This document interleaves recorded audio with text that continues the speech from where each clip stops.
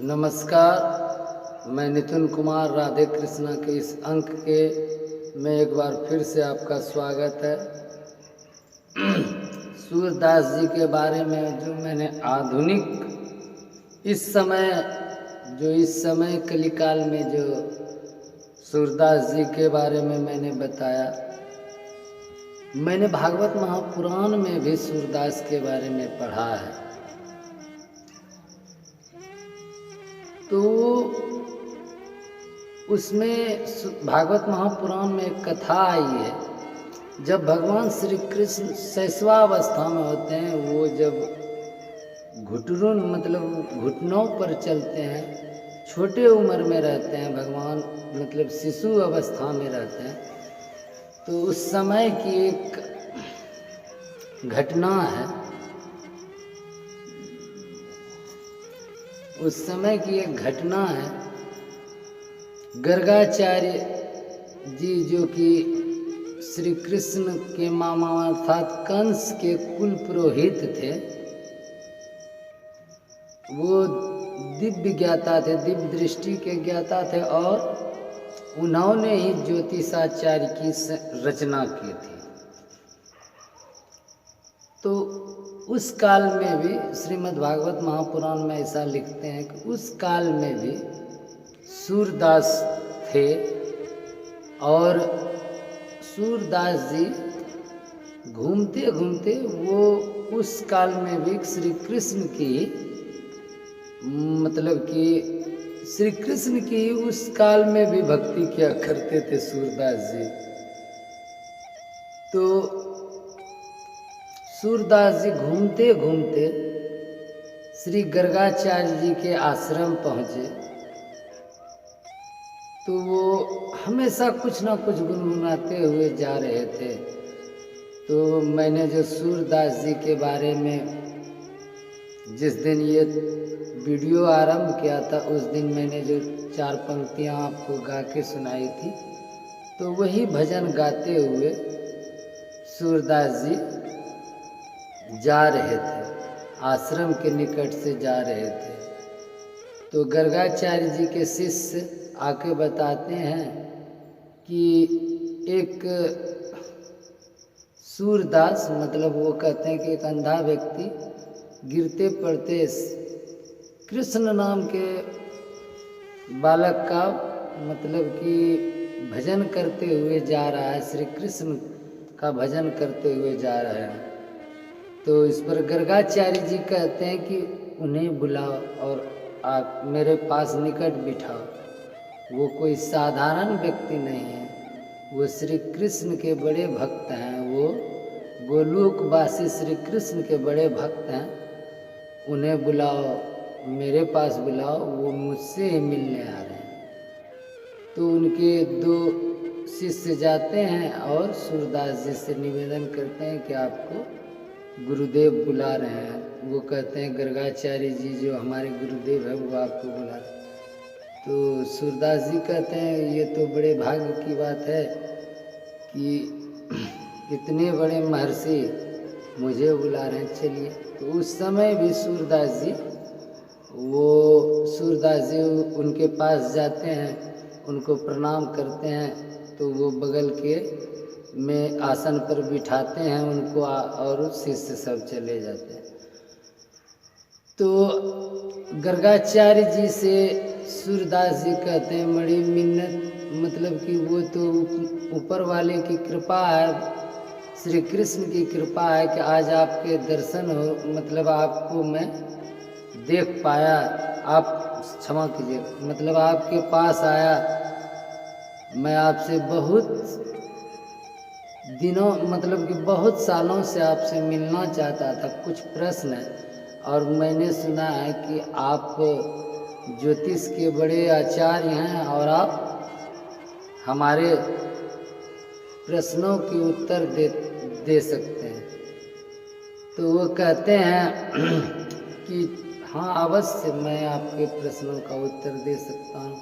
ईश्वर की मुझ पर कृपा है और ईश्वर ने मुझे ये गुण दिया है कि मैं आपकी सारे प्रश्नों के उत्तर दे सकता हूँ। तो इस पर सूरदास जी पूछते हैं गर्गाचार्य जी से कि गुरुदेव ये तो बताइए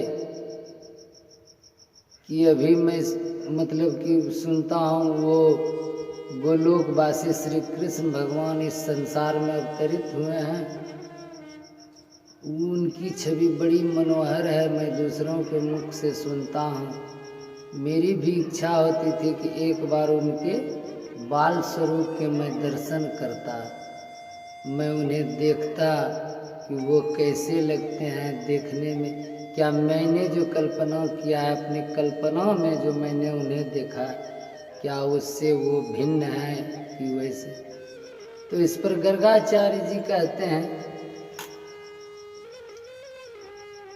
कि ईश्वर का कोई स्वरूप नहीं होता, वो तो भक्त उन्हें जिस प्रकार से बुलाते हैं वो उस प्रकार के स्वरूप में आ जाते हैं। तो वो अपने दिव्य कहते हैं ठीक है आपकी इच्छा है तो मैं आपको दिखाता हूँ, लेकिन आपने जो देखा है ईश्वर उससे भिन्न नहीं है। उनका बाल स्वरूप जो आपने मतलब कहते हैं कि आपने जैसा मतलब उनके बाल स्वरूप को किया है वो उसी प्रकार से हैं। लेकिन फिर भी सूरदास जी कहते हैं कि नहीं मैं देखना चाहता था कि वो कैसे। तो गर्गाचार्य जी अपने हाथ उनके मस्तक पर रखते हैं और उनको दिव्य दृष्टि देते हैं और वो श्री कृष्ण के बचपन स्वरूप से जब उनका जन्म हुआ उस समय से वो किस प्रकार से मथुरा के कारागार से वसुदेव जी के साथ मतलब कि नंद बाबा के यहाँ गोकुल गए, गोकुल में उन्होंने जो लीलाएं की, बाल लीलाएं की, वो सारी बातें उन्होंने विस्तार से उनको दिखाई, मतलब कि दिव्य दृष्टि दी जो उन्होंने देखा। जब जिस समय उस समय कृष्ण भगवान जितने अवस्था में थे उस अवस्था तक की सारी बातें उन्होंने दिव्य दृष्टि से दिखाई और कहा कि बताइए कि आपने जो देखा और मैंने जो दिखाया क्या ये उनसे भिन्न है?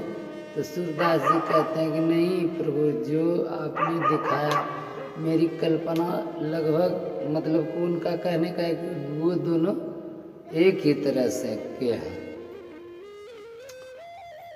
तो सुख चाहते हुए सूरदास जी कहते हैं कि प्रभु एक और इच्छा थी, क्या आप कहें तो मैं निवेदन करूं?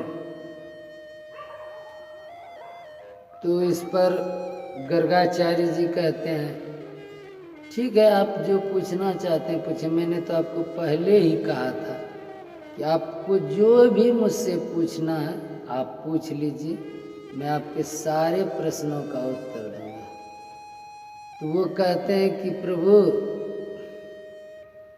क्या मेरी मुक्ति इसी जन्म में हो जाएगी या मुझे और जन्म लेना पड़ेगा? तो इस पर गर्गाचार्य कहते हैं ये तो मनुष्य के अपने कर्म पर निर्धारित करता है, लेकिन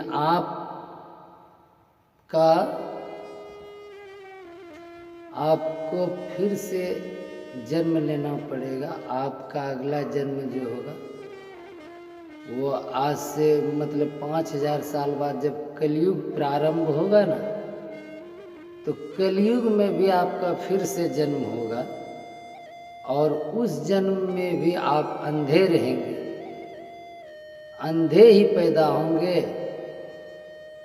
तो इस पर सूरदास जी कहते हैं क्या तो मतलब कि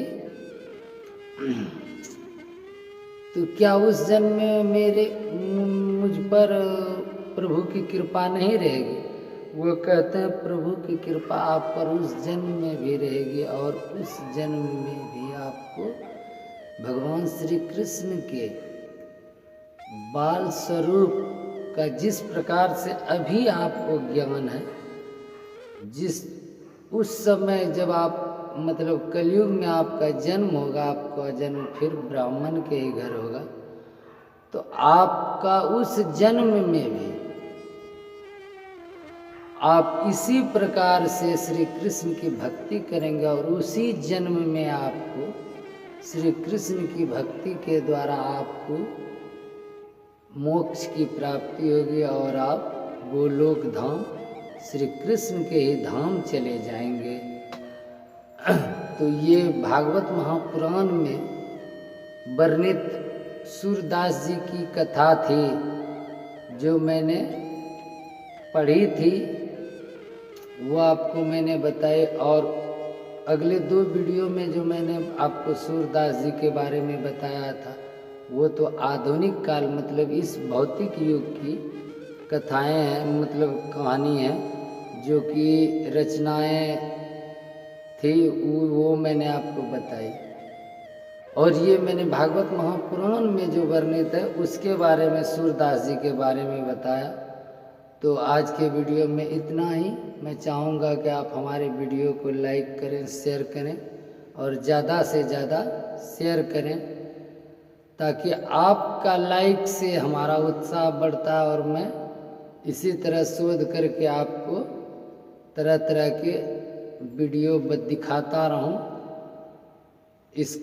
आज के लिए इतना ही। नमस्कार, राधे राधे, जय श्री कृष्ण।